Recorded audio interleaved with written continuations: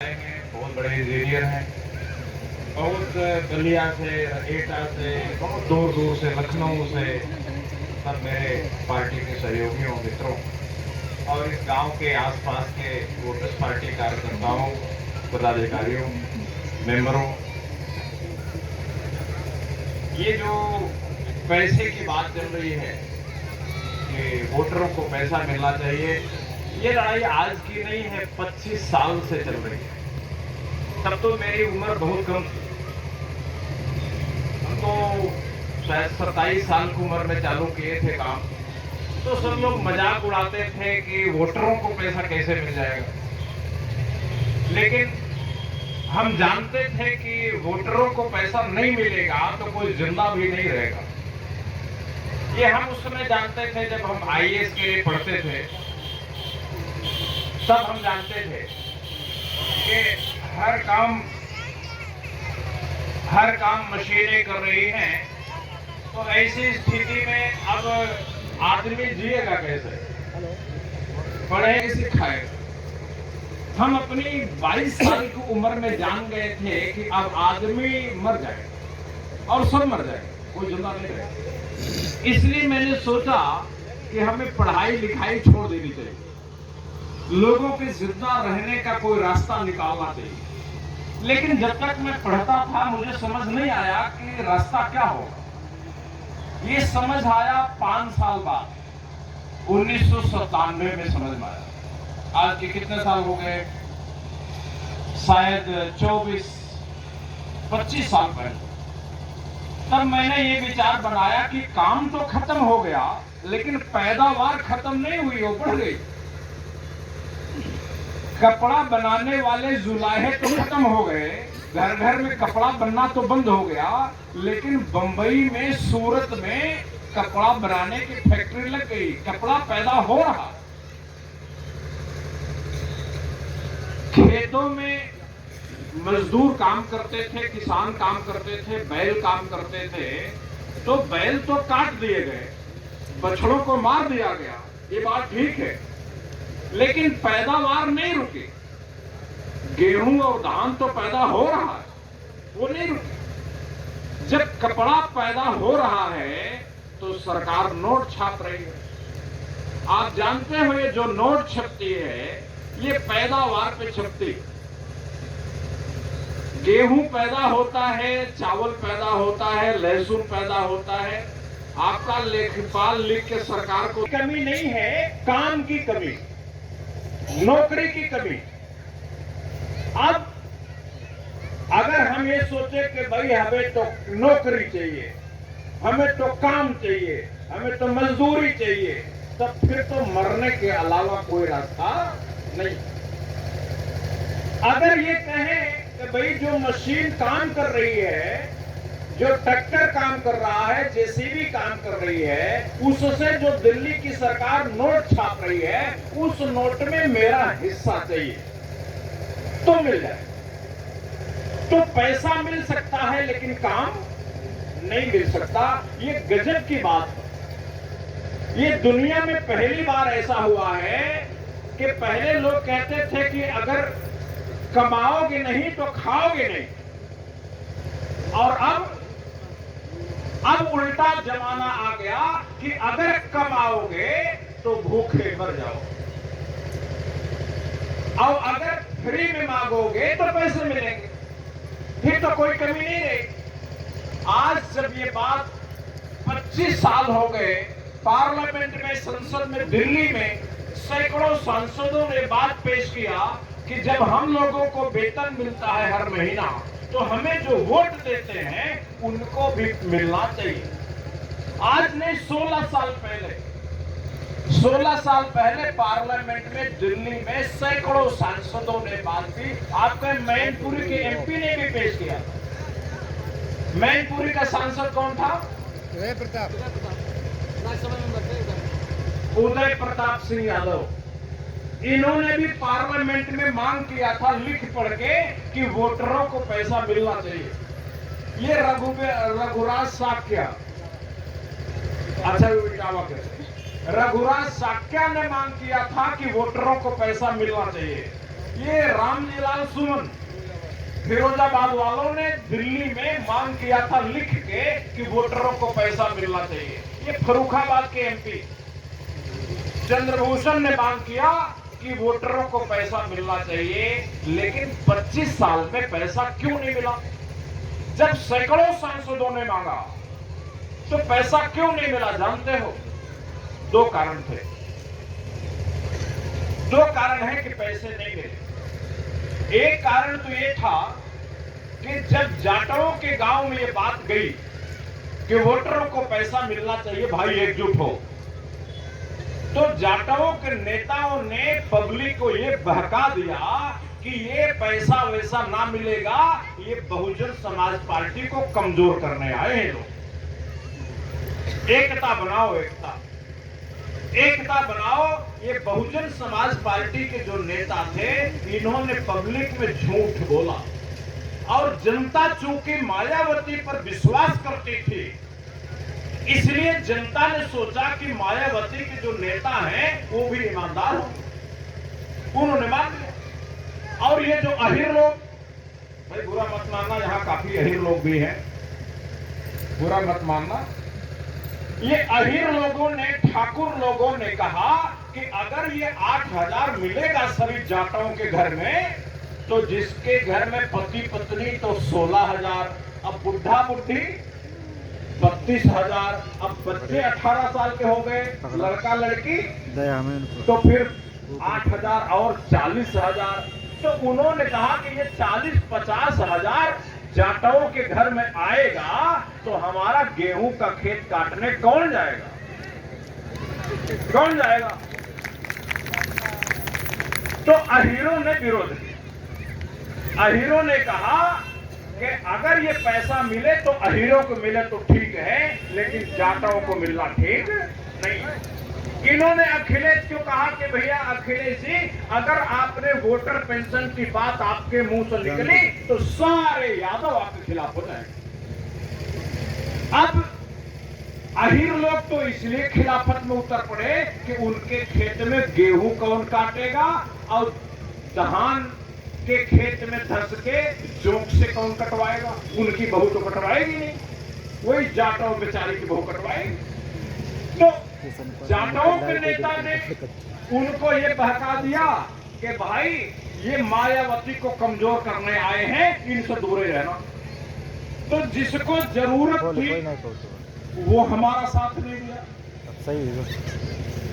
और जो ऊपर की जातियां थी, ऊंची जातियां थी, ठाकुर बाभन और अहीर लोग, इन्होंने हमारा साथ नहीं दिया।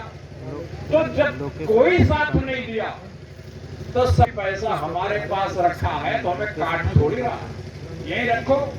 फिर दिल्ली में जब सैकड़ों सांसदों ने इकट्ठा किया हुआ, हमने बड़ी भारी रैली किया दिल्ली में, तो सरकार ने कहा कि भाई गांधी जी हाथ जोड़ता हूं, ज्यादा हल्ला मत करो, हम धीरे धीरे लागू करें। उन्होंने कहा कि हम पैसा देंगे तो लोगों तो बैंक में खाता ही नहीं है, तो देंगे कहां? उन्होंने बहाना दिल्ली में बनाया, मनमोहन सिंह की कांग्रेस की सरकार मेरे को बोला कि हम पहले लोगों का खाता खुलवाएंगे तब पैसा देंगे, आप थोड़े दिन चुप रहो। उन्होंने फिर कानून बनाया, क्या? मनरेगा। उन्होंने कहा कि भाई पैसा तो बाद में दे देंगे, पहले हम 100 दिन को रोजगार देंगे, और अगर रोजगार ना दे पाए तो पैसा फ्री देंगे। इन्होंने मनरेगा कानून बनाया। ये जो गांव की सड़कें बनी हैं मनरेगा से, ये सब हम ही लोगों के देन है, हमारी देन है। कानून बन गया, लेकिन वो ऊंट के मुंह में जीरा। परिवार में 5 आदमी को काम चाहिए तो 1 आदमी को मिला, वो भी गांव के प्रधान ने ट्रैक्टर से काम करा दिया, ट्रैक्टर से करा दिया। और वो जब मजदूर बेचारा कार्ड लेके गया तो उसको कहा करे छोड़ो, ऐसा लो 500 रुपए लेके जा। उसको 500 पकड़ा दी। वो जो पैसा आना था उसके पास वो भी नहीं, वो भी गया। तब सरकार ने बैंक में खाते खुलवाए, तब लोगों के सीधे खाते में भेजना शुरू किया जब बेईमानी होने लगी। ये भी हम ही लोगों के देन है, हमारी देन। इसके बाद सरकार ने कहा कि भाई ये जो इंडिया का आदमी है बेईमान है। अगर हम पैसा देंगे, बैंक में खाता खुलवा लेंगे, तो एक खाता मैनपुरी में खोलेंगे, दूसरा खोलेंगे आगरा में, तीसरा खोलेंगे दिल्ली में, 3-3 खाते से पैसे निकालेंगे। इसलिए हम ये पैसा तब देंगे जब सब लोगों की आंखों की पुतली की फोटो खींच लेंगे, तब देंगे। तब ये कहा। अब उन्होंने लटका दिया। उन्होंने कहा कि हम देना तो चाहते हैं लेकिन पब्लिक बेईमान। तब उन्होंने सबके ड्रामा शुरू कर दिया कि आपकी फोटो खींचो। अब आपकी फोटो खींचते खींचते 5-7 साल लगा दिया। कहे अभी फोटो खींचा नहीं, अभी फोटो खींचा नहीं। आधार कार्ड मिला, आधार कार्ड मिला। हमने कहा भाई अब दो, अब तो आपकी फोटो खींच गई, अब तो बेईमानी नहीं होगी, अब तो अब ये जो टाटा बिरला अंबानी थे, इन्होंने कहा कि ये तो कांग्रेस की सरकार लगता है कि पैसा देके मानेगी, एक कांग्रेस सरकार ही हटा। उन्होंने 2011 में अन्ना पन्ना का ड्रामा करके कांग्रेस की सरकार हटा। फिर लटक गया मामला, फिर छूट गया, फिर हम लड़ते रहे। तब हमने पार्टी बनाई। हमने कहा कि अगर आप नहीं मानोगे तो हम पार्टी बना के, हमें भी राजनीति करना आता है, हम भी जनता के बीच जाएंगे और आपकी पोल खोलेंगे। हमने पार्टी बनाई, लेकिन कांग्रेस चली गई। मुलायम सिंह जी बोले कि भाई हम समर्थन में तो हैं, लेकिन जुबान नहीं खोल सकते। अखिलेश जी बोले कि हम समर्थन में तो हैं, पैसा मिल जाए तो ठीक है, लेकिन अगर हम बोलेंगे कि पैसा मिले तो अहीरों के वोट मिलना बंद हो जाए। अखिलेश ने मुंह बंद कर ली और बहन मायावती जी ने चुप्पी साध लिया। उनकी तो आदत हो किसी से मिलती नहीं, हमसे भी मिलने के लिए तैयार नहीं, तो वहां से भी मामला बंद हो गया। अब 2015 में जब मोदी की सरकार बन गई, तब मोदी ने कहा कि जनधन खाता खोलो, सारे लोग खाता खोलो, पैसा दे। तब खाते खुले, आप लोगों ने भी खोला होगा। वो जो जनधन के खाते खुले, वो हम ही लोगों की वजह से खुले, आप लोगों ने खुलवाया हो। फिर जब मोदी ने पैसा देने की सोची, तो अंबानी अडानी ने उनका गर्दन पकड़ लिया। उन्होंने कहा कि अगर पैसा देने की बात करोगे तो कुर्सी से नीचे उतार दूंगा, तुरंत टेलीविजन दिखाना शुरू कर दूंगा कि पत्नी छोड़ दिया है, बीवी छोड़ दिया है, और नकली डिग्री रखा है, कंप्यूटर में टाइप करा के MA पास, BA पास, फर्जी डिग्री है, जेल भेजवा दूंगा। तो मोदी डर गए, डर के हमारे पैसा नहीं दिए। फिर 15 में नहीं मिला, फिर 16 में आकर के भारत की पार्लियामेंट ने एक प्रस्ताव पारित किया, जिसका नाम रखा यूनिवर्सल बेसिक इनकम, अंग्रेजी में बुनियादी आय के नाम से 2600 रुपया देंगे एक महीना में। ये प्रस्ताव पारित हुआ। फिर जब वो पैसा देने की बात आई, तो उत्तर प्रदेश का चुनाव था। अगर उत्तर प्रदेश के चुनाव में भारतीय जनता पार्टी हार गई होती, तो ये पैसा लोगों को मिल जाता। जब पार्टी चुनाव जीत गई, तो उन्होंने कहा जी बिना पैसे दिए जब वोट मिल रहा तो पैसा मत। उन्होंने फिर मुकर गए, फिर किनारा कर लिया। अब उन्होंने फिर कानून बनाया कि मजदूरों को तो पैसा नहीं देंगे, लेकिन किसानों को देंगे। तब 500 रुपए किसानों को देना शुरू किया, किसान सम्मान निधि। अब जिनके नाम से जमीन थी उनको मिलेगा पैसा, और जिनके खाने का ठिकाना नहीं है उनको पैसा नहीं मिलेगा। ऐसी अंधेरगर्दी, ऐसी अंधेरगर्दी का कानून बना। ये कानून भी हमारे दबाव में बना। अब किसानों को 500 रुपए मिलने लगा, अभी भी मिल रहा। इसके बाद हमारा आसाम में, उत्तर प्रदेश के लोगों ने तो मेरा साथ दिया नहीं। भाई मैं यादव बिरादरी से आता हूं, बता दूं, हमारी बिरादरी ने हमें तो दुश्मन बना दिया। उन्होंने कहा कि ये नीचों का साथ देता है, तो ये अखिलेश के साथ चले गए, मेरा साथ छोड़ दी। और जो नीचे थे उन्होंने कहा कि ये मेरा नहीं है, ये तो अहीर है भाई, तो इसको भी दूर कर दो। तो हम तो किसी के नहीं हुए, न इधर के हुए न उधर के हुए। फिर आसाम में आंदोलन चला, लाखों आदमी आंदोलन उतर आए। तब सरकार ने कानून बनाया। अब सरकार ने ये कानून बनाया कि हम 3000 रुपया एक महीना में देंगे। उसमें सबका नाम लिखा जा रहा है, रजिस्ट्रेशन चल रहा है। हमारी पार्टी से जुड़े हुए जितने लोग हो, अरे चलो 8,000 जब मिलेगा तो मिलेगा, 3,000 तो दिलवाओ, रजिस्ट्रेशन कर लो सब लोग। मोबाइल का फोन में रजिस्ट्रेशन हो रहा है, जिसके पास व्हाट्सएप वाले मोबाइल हो, इंटरनेट वाले, रजिस्ट्रेशन करके 3,000 रुपए वाला काम तो चालू कराओ, अभी से चालू करो। उसमें ये नियम है कि भाई सरकारी कर्मचारी नहीं होना चाहिए, जो सरकारी कर्मचारी नहीं है उसको 3,000 रुपया मिले। तो चलो 3,000 तो चालू करवाओ, वो कानून बन गया है। लेकिन ये 3,000 तो ले लो, रजिस्ट्रेशन करा लो, लेकिन शांति से बैठना मत।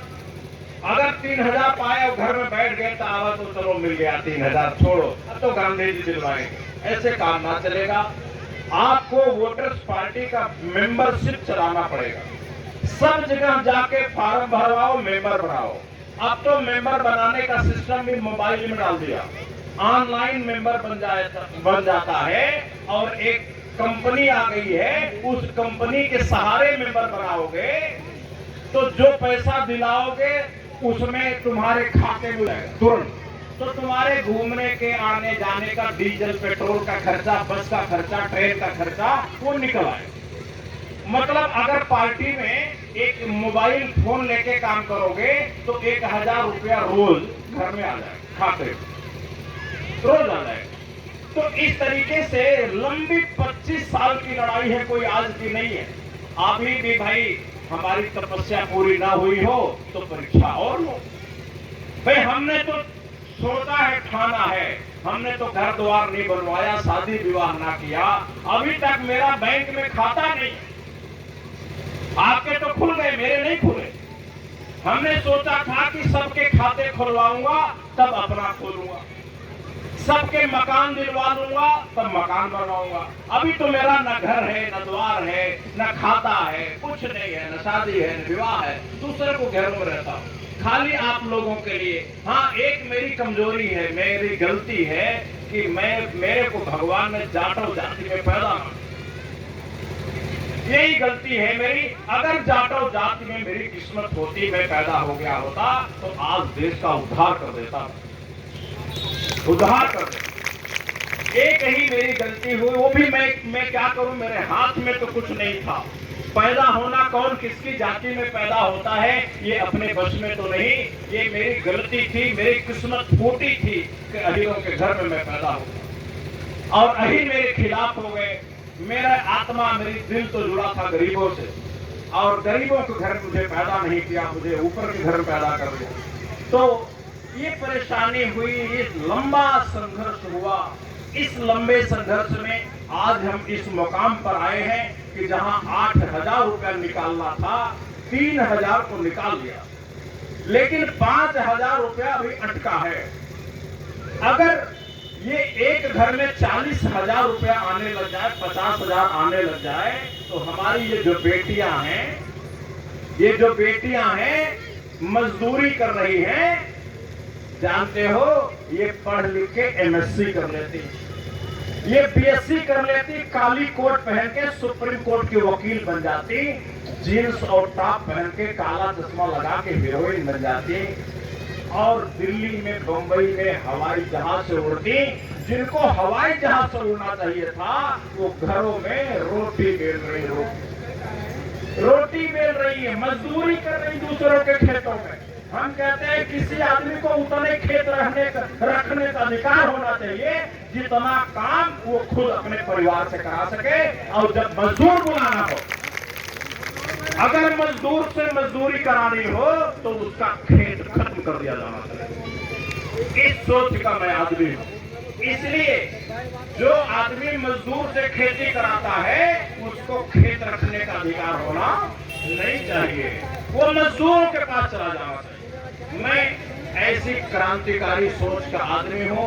अगर ये पैसा मिल जाए, ये 40,000 50,000 घर में आने लग जाए, और लड़की जब शादी होगी तो उस लड़की के घर में जाने पर ससुराल में लोग आरती उतारेंगे, ये कहेंगे बेटी बहू रानी आओ, 8,000 वाली आ रही। 8,000 की इज्जत दहेज कोई ना मांगेगा, कोई ना कहेगा मोटरसाइकिल दो, कार दो, फला दो, गहना दो, गुड़िया दो, कोई ना मांगेगा। 8,000 रुपया घर में लेके जाएगी। सभी लड़कियों की इज्जत होगी, कोई दहेज ना मांगेगा।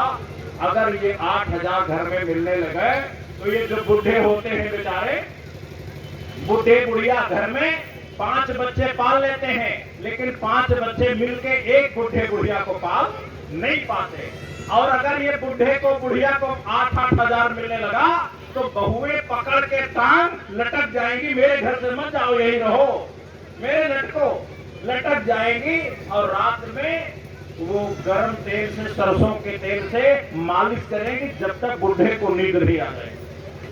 और भगवान से मनाएगी कि हे भगवान इसको उठाना मत, यही रहना देना हमारे बाबूजी को घर में रखो। बुजुर्ग आदमी की इतनी इज्जत बढ़ जाएगी। बुजुर्ग आदमी की बेटी कभी आएगी, जेब से निकाल के 500 रुपए पकड़ाएगा, कितनी इज्जत हो जाएगी, सारी दुनिया बदल जाएगी भाई। और रह गई अहीरों की समस्या, ठाकुरों की बात, उनके घर में खेती कौन करेगा, उनका खेत कौन काटेगा? ट्रैक्टर से कटवाओ यार, ट्रैक्टर है कटवाओ, मशीन से कटवाओ। ये कहते हैं मजदूरी बढ़ जाएगी इसलिए पैसा नहीं मिलना चाहिए। अरे भाई अमेरिका में जानते हो मजदूरी कितनी है? अमेरिका घटिया देश है क्या? अच्छा देश है। अमेरिका में मजदूरी है 1 घंटे का $8। 1 घंटे कितना है? वहां रुपया नहीं होता, डॉलर होता है। $1 में होता 75 रुपया। अभी जोड़ोगे तो एक दिन में 8 घंटे अगर काम कर दिया तो 4,800 रुपया, 4,800 रुपया मजदूरी मिलती है। 4,800 रुपया मिलती है। अगर आज 4,800 रुपया मजदूरी इस गांव में मिलने लग जाए तो इस गांव की तकदीर बदल जाएगी कि नहीं? हाँ, बदल जाएगी। लेकिन अहीर भाई, ठाकुर भाई कह रहे हैं हम 4,800 ना देंगे। अरे भाई तू भी अमीर हो जाएगा, तू थोड़ा ऊपर उठ जा और ये जो नीचे बिरादरी थोड़ी ऊपर उठ जाए, थोड़ा एक क्रेन लगा के पूरे उठा दे तो क्या बुराई है? लेकिन ये बुद्धि का मामला। कुछ आदमी दुख देख के खुशी होते हैं लेकिन सुख देखना नहीं चाहते। भाई अगर ये 8,000 देने की बात गलत हो तो बताओ, हम आपके गांव में अब दोबारा कभी आने वाले नहीं। गलत बात है कि ठीक बात है? होना चाहिए कि नहीं? ये हमारी माताएं बहनें तो मानती हैं, लेकिन ये जो मर्द लोग हैं ना, ये गर्दन इधर किए रहते हैं, ये नहीं मानते। ये मर्द लोगों ने ये आंदोलन रोक रखा। अगर औरतों के बस की होती तो कब का मिल गया रहता। आज आसाम में जाओ 100 में 90 औरतें रहती हमारे आंदोलन, 100 में 90। अभी जाओ लखनऊ में, रायबरेली में 90 औरतें रहती है। औरतों के बल पे आंदोलन चल रहा। मर्दों के बस की बात होती तो भी हमारा गर्दन दबा के मार दिया। पता नहीं मर्दों को क्या दुश्मनी है हमसे। अगर उनके घर में पैसा आए तो मैं उनका दुश्मन? हर मर्द अपनी अपनी औरत को रोक रहा है कि इस आंदोलन में मत जा, हमारी पार्टी को वोट दे। ये बहका रहे हैं, ये रिश्ते निभा रहे हैं और इधर बच्चों की जिंदगी बर्बाद, बच्चों की जिंदगी खत्म हो रही है। नौकरी नहीं मिलेगी अगर ये कानून ना बना, 8,000 ना मिला तो जिंदगी पढ़ लिख लो, MSc कर लो, BSc कर लो, जो कर लो, कुछ नहीं होगा। कहीं नौकरी मिलने वाली नहीं है, कहीं नहीं मिलेगी। ये मोदी बोले थे कि मैं प्रधानमंत्री बनूंगा, 5 करोड़ को दूंगा नौकरी। 5 करोड़ नहीं 15 करोड़ की नौकरी खा गए, दिए एक ना। या तो मशीन काम करेगी या इंसान करेगा, दोनों काम करने वाले हैं नहीं। ये जो बछड़े थे, बैल मार दिए गए कि नहीं? जैसे बछड़े मार दिए गए और गाय जिंदा है, क्यों? दूध देती है। अगर गाय भी दूध देना बंद कर दे तो उसको भी कटवा दे। ये आदत है, इसलिए समझ लेना, अगर ये 8,000 मिलेगा तो जिंदगी बचेगी, 8,000 नहीं मिलेगा तो जिंदगी बचने वाली नहीं। इसके लिए अब जो अगला चुनाव आ रहा है, इस चुनाव में 48 पार्टियां इकट्ठा हो गई। 48। ये मौर्य की पार्टी, कुशवाहा की पार्टी, ये साक्या की पार्टी, ये लोधी की पार्टी, ये गडरिया की पार्टी पाल समाज की, ये कुछ यादव, अरे हमारी पार्टी भी तो है, वोटरों की पार्टी। ये सब 48 पार्टियां तो कांग्रेस भी इसमें आने को कह रही है। प्रियंका गांधी कह रहे हैं कि भाई हम भी इसमें कूदने वाले हैं, हो सकता आने वाले वो समय भी आ जाए। 48 पार्टियां मिल के जहां वोट देने को कहें वही वोट देना। अब अपने पति का, ससुर जी की ज्यादा सुनना उनना मत। उनको कहते भाई आप अपने रिश्ते निभाओ, हाथ जोड़ते हो, बहुत हम आपके कहने से वोट दिए। 25 साल लेट हो गया। एक साल में 12 अट्ठे 96 1 लाख रुपया हर साल का नुकसान हुआ। अगर 25 साल पहले कानून बना होता तो आपके घर में एक आदमी के नाम पर 25 लाख रुपया आया होता। इन मर्दों ने नहीं आने दिया, इन मर्दों ने नहीं आने दिया। ये कहे मेरा रिश्ता मायावती से जुड़ा है, कोई कहा मेरा रिश्ता अखिलेश से जुड़ा है, कोई कहा मेरा रिश्ता नरेंद्र मोदी से जुड़ा है। ये रिश्ते निभाने में लगे हैं और तुम तो चले हो इतिहास बनाने के लिए। यहाँ तो हमारा भूगोल खतरे में है, भूगोल खतरे में। इनको निभाने दो, इनको इतिहास बनाने दो। आप अपने भूगोल की चिंता करो। 10 तारीख को, 10 जनवरी को ठंडी तो बहुत रहेगी भाई। रजाई से निकल के हम लोग अखिलेश को कहने जाएंगे कि भाई अपने घोषणा पत्र में लिखो कि अगर तुम्हारी सरकार बनती है, मुख्यमंत्री बनते हो, तो ये 8000 वाली बात मानोगे और दिल्ली सरकार को प्रस्ताव पारित करके भेजो। ये बात हम लोग अखिलेश के कहने के लिए आप लोग 10 तारीख को वहां पर आइए, सब लोगों को मेंबर बनाइए। जो मेंबर ना बने उनको भी समझा बुझा के बनाइए। और कुछ अहीर बिरादरी के लोग हों उनको भी समझाइए। अरे अहीरों में भी कुछ हमारे जैसे हैं, अहीरों में कुछ सादेश यादव जैसे हैं, ये रामनिवास यादव जैसे हैं, सब दुश्मन नहीं है। जो अहीरों में मान जाए उनको अपने साथ ले लो, जो ना मान जाए नमस्ते कर लो, कोई बात नहीं। मिलके हम एक ऐसी गोलबंदी करेंगे कि जो वोटरशिप की बात नहीं मानेगा उसकी सरकार हम चलने देने वाले नहीं। हम उखाड़ में मेरे भाइयों, मैं और ज्यादा कुछ नहीं कहूंगा, आज इतना ही कहूंगा। और जब मैं ये चाहता हूं कि ये आंदोलन तभी आगे बढ़ेगा जैसे मैं बोलता हूं, जैसे सादेश बोलते हैं, ऐसे आप लोग भी बोलना सीखिए। अगर आप बोलना नहीं सीखेंगे तो हम कितने दिन आपके गांव में आएं। आप भी मेरी तरह बोलना सीखिए। अब बोलना सीखने के लिए हम स्कूल चलाते हैं, 4 दिन के ट्रेनिंग चलाते हैं स्कूल। उस स्कूल में आना, 4 दिन रातों दिन एक जगह रहेंगे। अभी बरेली में होने वाली है ट्रेनिंग, 6 फरवरी को होगी।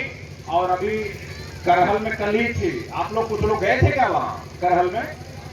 नहीं गए।